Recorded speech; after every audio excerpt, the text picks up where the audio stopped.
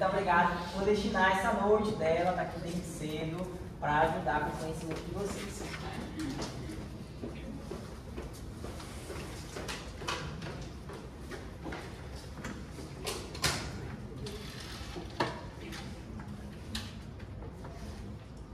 Vamos às ordens.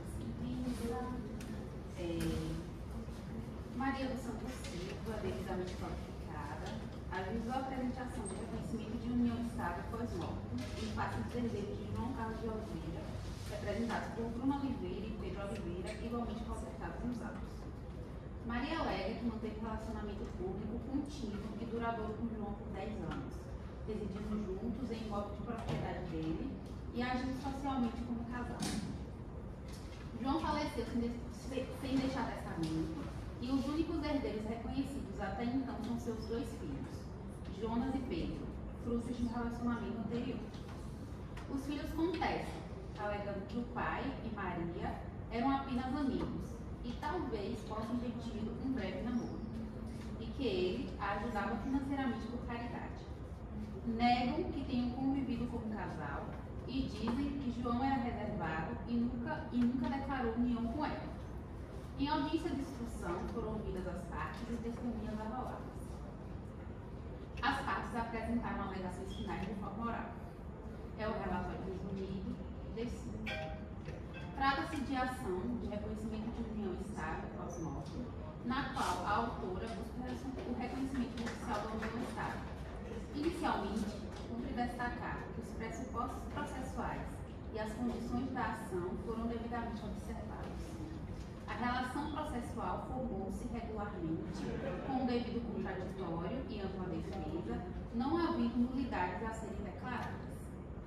O cerne da controvérsia reside em verificar se a relação mantida entre a autora e o falecido caracterizava-se como união estável nos termos do artigo 1723 do Código Civil, que dispõe: é reconhecida como entidade familiar a união estável entre o homem e a mulher, configurada na convivência pública, contínua e duradoura, e estabelecida com o objetivo de constituição de família. Conforme se depende do dispositivo legal acima prescrito, para a configuração da união estável é necessário o preenchimento simultâneo dos seguintes requisitos: convivência pública, continuidade, durabilidade e objetivo de constituição de família. A doutrina e a jurisprudência também apontam como elementos caracterizadores da união estável a notoriedade de afeições recíprocas, o affectio maritalis, a communitio vitae, ou seja, a comunhão de vida, a fidelidade ou lealdade, a reputação ou fama, publicidade, a habitação comum e filiação.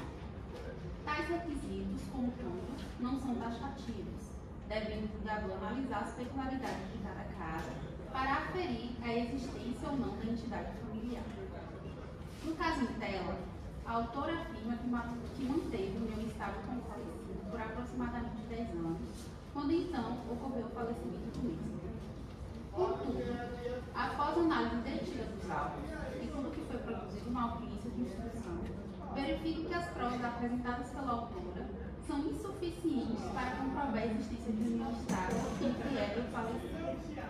De fato, a simples existência de aproximação da autora e do falecido em momento de lazer ou companheirismo não é suficiente para caracterizar a união estável, porquanto tais requisitos também são comuns em relacionamentos de namoro ou noivado, sem que isso implique necessariamente na configuração de entidade familiar nos moldes do artigo 1723 do Código Civil. No que tange à continuidade e durabilidade da relação, também não há nos autos provas suficientes que demonstrem a estabilidade e a permanência do vínculo afetivo entre a autora e o falecido. Além disso, a autora não apresentou outros elementos que poderiam comprovar a existência de uma vida em comum. Por fim, no que se refere ao objetivo de constituir família, requisito essencial para a configuração da união estável, as provas constantes nos autos não permitem concluir que havia, entre a autora e o falecido, o chamado affectio maritalis, ou seja, a intenção de viver como se casados fossem, com comunhão plena de vida e interesses.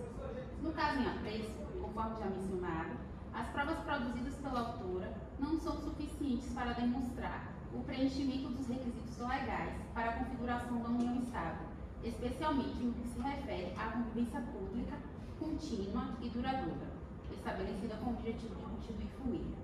Desse modo, a autora não se desincumbiu de seu ônus probatório nos moldes do artigo 373, inciso 1 do Código de Processo Civil, que estabelece que o ônus da prova incumbe ao autor quanto ao fato constitutivo de seu direito. Portanto, após análise detida do conjunto probatório, concluo que não restou comprovada a existência de união estável entre a autora Maria e o falecido senhor João, razão pela qual o pedido inicial deve ser julgado improcedente. Ante o exposto, julgo improcedente o pedido formulado na inicial, com resolução do mérito, nos moldes do artigo 487, inciso 1 do Código de Processo Civil, e por conseguinte, extingue o processo. Em razão da sucumbência, condena a parte autora ao pagamento das custas processuais e honorários advocatícios, que fixam em 10% sobre o valor da causa, com fundamento no artigo 85, parágrafo 2º do Código de Processo Civil, observada a suspensão da exigibilidade em razão da gratuidade da justiça concedida nos moldes do artigo 98, parágrafo 3º do mesmo diploma legal. Sem mais. Sim, né? Amém.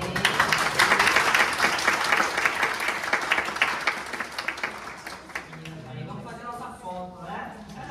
Vai andando pela bagunça, saindo rapidinho. Rapidinho. Saindo dos personagens, se quiser falar, tem as minhas palavras. Não veio participar, vocês arrasaram demais. Confesso que foi difícil decidir, fiquei assim, muito tentada aí na de Maria, dizer, não, gente, pelo amor de Deus. Mas, enfim, vocês foram muito bem, falaram super bem, super técnicos, a história muito bem amarrada. Vocês não tiveram nenhuma contradição nos depoimentos. Eu fiquei assim impressionada. Eu falei, gente, eu vou pegar esse menino. Mas não aconteceu.